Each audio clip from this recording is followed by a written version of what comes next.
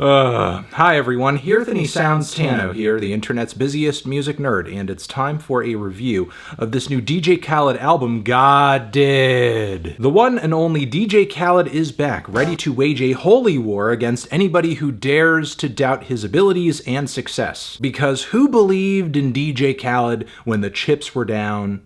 God did. Or at least that's what he'd like you to believe. And I get it, it's God who's all-powerful, all-knowing, omnipotent, so I suppose it is a possibility that he or she is invested in the success of DJ Khaled. But still, when you put it that way, it does sound, kind of silly. And if God does actually have a fingerprint on God Did, why didn't the music turn out better? Because for all intents and purposes, despite all spiritual tie-ins on this LP, this is pretty much just another DJ Khaled album, and that's it. Not to say that there aren't some good tracks on here. There are, as that's a part of the DJ Khaled album formula. You have a few great joints, you have a few awful ones, a few harebrained schemes that make no sense whatsoever, a few awful beats, a few standout features, a few phoned-in ones, and it all mixes together into this giant whatever that you can barely remember by the time you get another DJ Khaled album, making it kind of hard to gauge whether or not he is getting better, getting worse. Because what does DJ Khaled actually do other than randomly assemble the best and brightest of mainstream hip-hop into these weird collaborative dynamics where it's either sink or swim? Now, granted, there is something kind of exciting about that, especially if Khaled were like some kind of martial arts master pitting the best fighters in his roster against each other in order to see who comes out on top. But alas, that is not what Khaled does on this record, as there's little to no regard for how good these tracks come out, and he continues to be willing to put out just about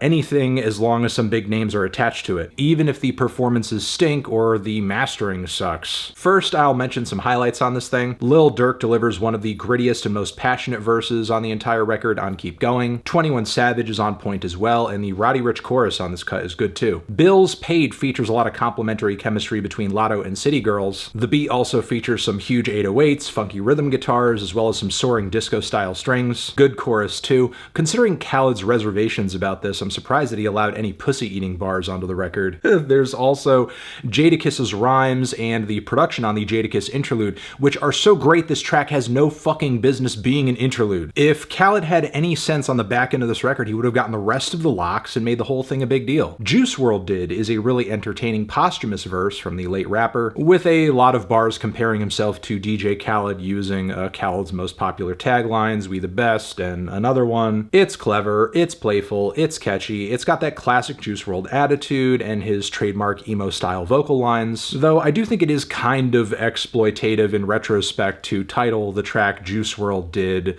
implying that, you know, the same kind of like co-sign from God is there that is, you know, obviously stated with the title. It just reads as a little weird because there's nothing really going for Khaled if he doesn't have his co-signs from a deity or otherwise, but at the end of the day, like, what do any of these collaborations, crossovers, or co-signs matter if the music is still mid? And as long as we're talking about highlights, we must discuss this Jay-Z verse on the title track of the record, which takes up the bulk of this song's 8-minute runtime. Hove doesn't just bring a 16 to this track, he brings a 116 to this track, with multiple gems throughout. The way we used to play with life, I'm now careful with the sentences, them the only jail bars I like. These ain't songs, these hymns, cause I'm him. Just got a million off a sync without risking a million years trying to get it out the sink. And he keeps going and going and going and going and going. So yeah, there are some great moments on this LP, but with it functioning essentially as